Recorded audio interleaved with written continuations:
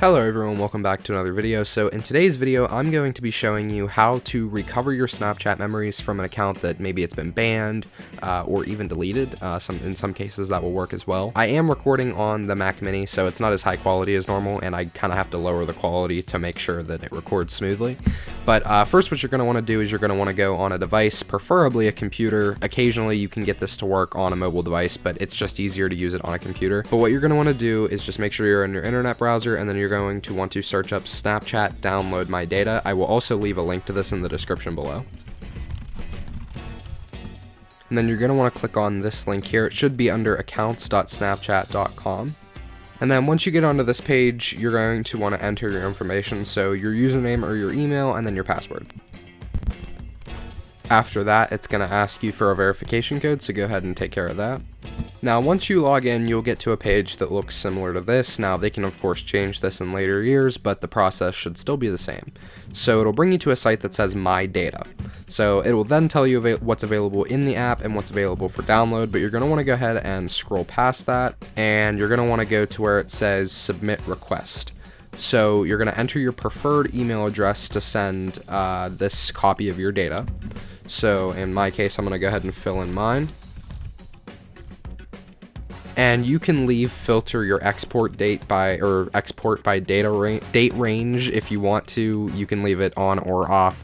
If you're looking for data, so for memories from a specific date, maybe let's pretend November 2nd to November 6th, then you can select that. But in this case, I want to download everything, so I'm going to go ahead and uncheck that and then click Submit Request. Now it says we've received your request. So sometimes this can take up to 24 hours. In my case, I've never had it take up to 24 hours, but you're going to want to keep persistently checking your email to make sure that you get that email, and then it will send you a link with a copy of all your data that's available for download. So to my surprise, the email actually came in like 2 minutes after I just recorded that last clip. So basically what you're going to want to do is navigate to your preferred mail provider. In my case, it's Gmail. I feel like that's a pretty popular one. And then you're going to want to go ahead and click on that email, and then where it says please click here to access the data you requested, you're going to want to click on that blue hyperlink, and then this is going to take you to the Snapchat website where it will give you a file called My Data and then a bunch of random numbers. So go ahead and click on that. It'll download this as a compressed file.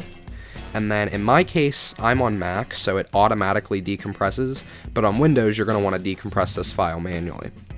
So for me, it's already in a folder, but if you're on Windows, you're going to want to, a lot of times, just right click and uncompress will be okay. Or if you just click on it, just click on the folder itself, then you should be okay there too. Basically, you're going to want to go ahead and open this folder, and then you'll see three things, HTML, JSON, and index.html. The index is just kind of everything combined. So here you can view everything as far as chat history, snap history. They do keep a lot from you, but in this case, we're going to want to click on JSON. Okay, so now all of our files are here. Now you can just minimize this, and we're going to want to go ahead and navigate to something else. Okay, so now what you're going to want to do is open up a new tab in whatever browser you're using, and then you're going to want to search for downloadmysnapchatmemories.com, and then it will take you here. So they have a Mac OS version, a Windows version, and a Linux version. Very nice to see that they have options for all kinds of different users. They even have a couple more here on GitHub, so you can pretty much run it on just about anything. Regardless, I downloaded the Mac OS file and ran it through VirusTotal. I think it's always important to know that the files that you're downloading are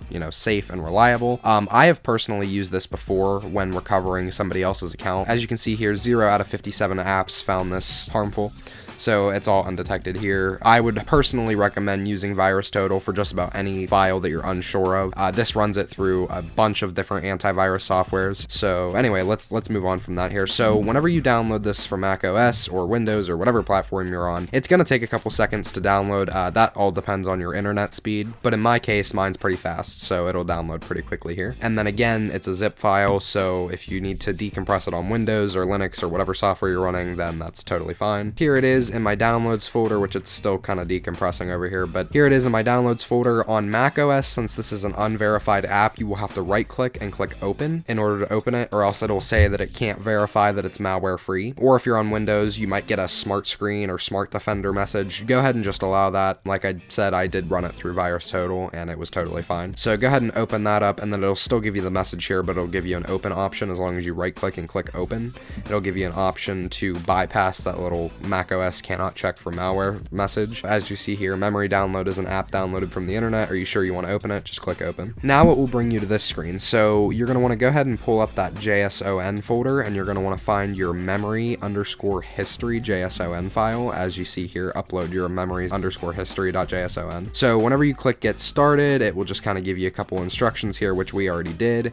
And then go ahead and click continue again, and then choose a file. Now I believe you can just drag and drop it. In this case, I'll just click choose file. So once you're back over in your JSON folder, like I said, you're going to look for that memory file, and here it is. In my case, it's right here, so I'm going to go ahead and click open, and then go ahead and click on begin download. Now if you get the same error that I just did where it wouldn't let me download it, just restart the application and it should take care of that. So go ahead and click begin download. And now I did turn on advanced progress updates. It was in the advanced options section, so you can go ahead and choose to do that if you want to. In my case, I would like to see the percentage and how many files it's done and stuff like that, but this will take some time, so make sure that you're on a stable internet connection and you leave your computer open, plug it in if you have to. Other else than that, thank you guys for joining. Make sure to subscribe if this helped. I hope I at least helped someone. I feel like this is something that's not talked about enough. Snapchat bans accounts a lot for very little reason, and they don't exactly tell you why. So if your account got banned, at least you can kind of get your memories back here. So thank you so much for joining, and I'll see you in the next one. Peace.